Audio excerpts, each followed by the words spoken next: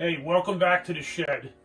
Today we're going to do our main project. It's going to be putting the slacker bearing on the IronHorse and a new fork. Before we do that, we're going to measure the angle. We're going to measure a few things, write them down, and see what it changes. Before we do that, we're going to take a look at what I've been doing on my son's Intruder 800. I've been working on the gas tank and the seat and stuff, so I'm just going to give you a little progress update. So let's go meet back out there. All right, so I've been working on the gas tank. So if you look down here, the original tank mounted with this little rounded piece with the rubber went on there, okay? And it fit in a part on the bike. So I welded this piece of tubing, just tacked it for now, to kind of simulate this. And then this rubber just goes on there. And we're going to put this on the bike. Can't really see in there too much. It fits right in there where the stock thing was. This little plate here is just, I bent this up out of some thin metal trying to figure out what I'm going to do. But I'm going to do something. See, I welded, this had just two little tabs it was supposed to pivot on, but they always break. So I welded this 1-inch tubing and made up a polyurethane bushing here out of some, stock. So what I'm probably going to do is, it's going to pivot something like this. And then I'm going to have tabs going down and weld. This will be 16 gauge. And then I got to see if he wants to do the springs, but it's going to sit like that kind of. All right, so yeah, it kind of looks like that. I think it'll look pretty good. And he likes being closer to the handlebars and all. So that's about where I'm at with that. Working on a seat and making up some brackets. So just wanted to update you a little bit. You might notice the fender's gone. We're going to mount a fender off of the swing arm so it can be real tight to the tire. And then hopefully I could put the tail light right under the seat. But we'll see. I'm not sure if I'm going to have enough room. But we'll pick back up on that next time. Let's get back in the shed and start doing that fork and then slacker bearings. All right, so like I said, we're going to measure a couple things here. Right now, if you look at the inclinometer here, it's showing about 68.5 degrees. All right. So we're starting out there. This thing is supposed to give it 2 degrees more, slacken it out 2 degrees. So we're going to keep that in mind. I wrote it on the board. I want to measure. I know it's going to kick the top of the tube back. It's going to shorten the reach. But I'm going to measure off of the seat post to the center of the fork tube. It's about 20 3/4 inch. And that's parallel to the top tube of the frame. So I want to notice what that is. Nah, I'm not going to show you every little detail taking this thing apart and all, because I've done it about 4 times on this channel already. So I'm going to get the thing apart, get the old bearings knocked out, and then we'll pick up when I'm pressing in the new bearings. All right, so here's the bearing cups. I guess race cups you'd call them. You see they got a little line on them.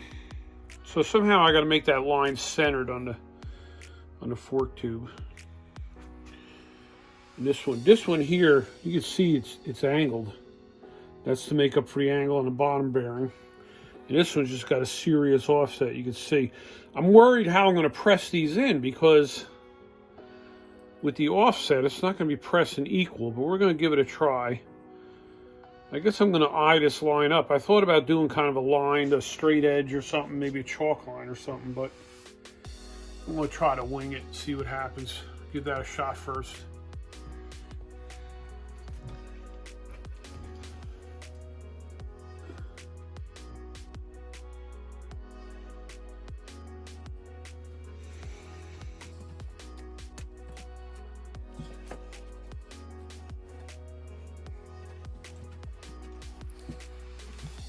It's not going in square.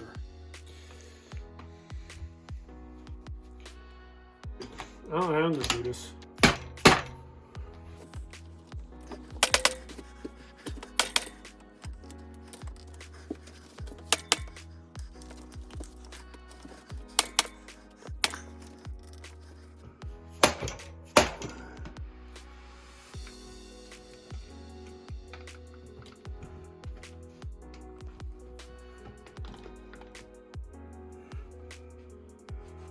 I think I got it. Man, what a nightmare.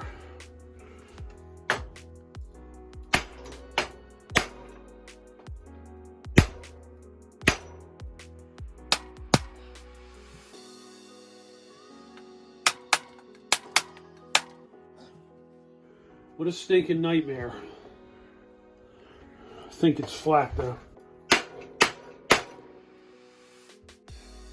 I like your tools.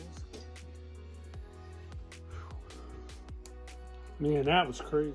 All right, it's the next day, and you saw I had a hard time getting those bearing cups in there.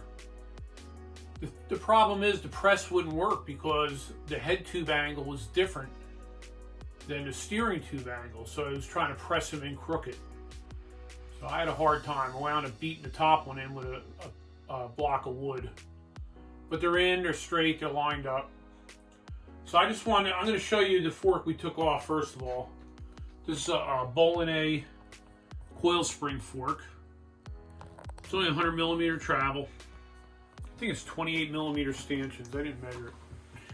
But it's heavy. It's like 5.3 pounds, something like that. But it was a good fork. He was happy with it.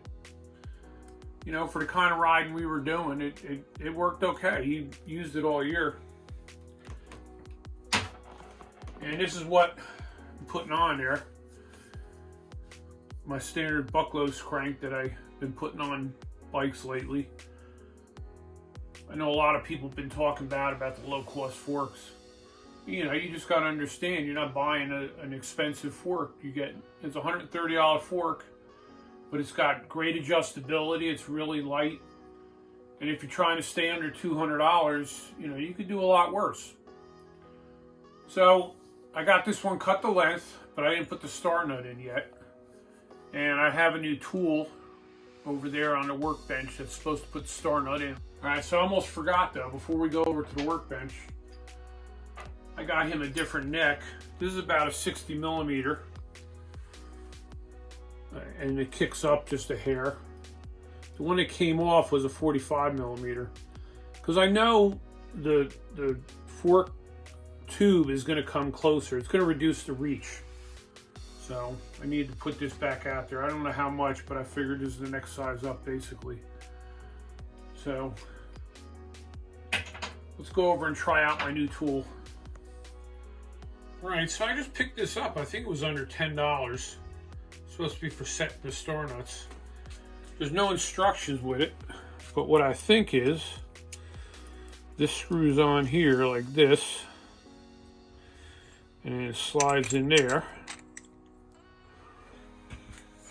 And that goes over that.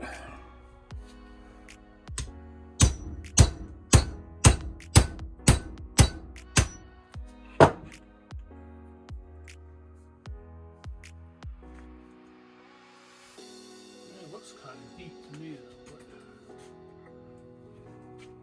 it's nice and straight though anyway.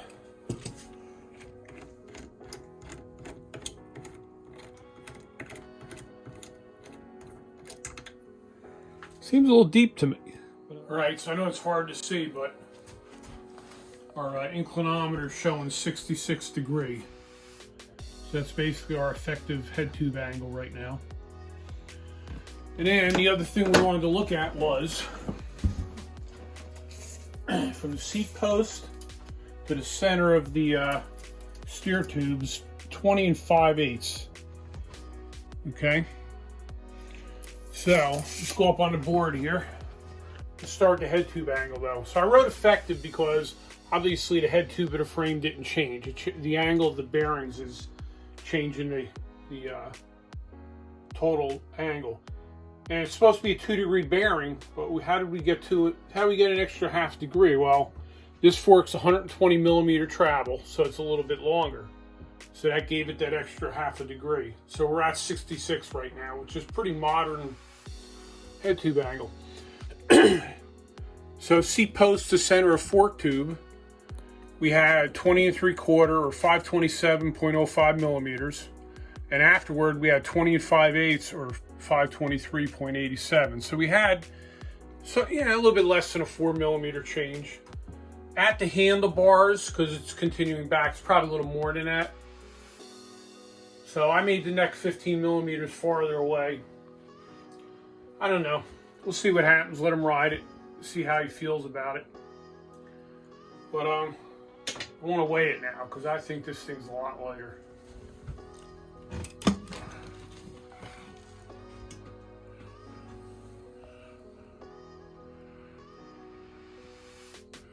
$27.38.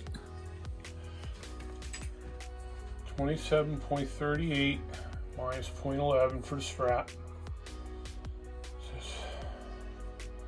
27.27. And it was 28.15. Actually didn't lose as much as I thought, but that's a pretty light bike.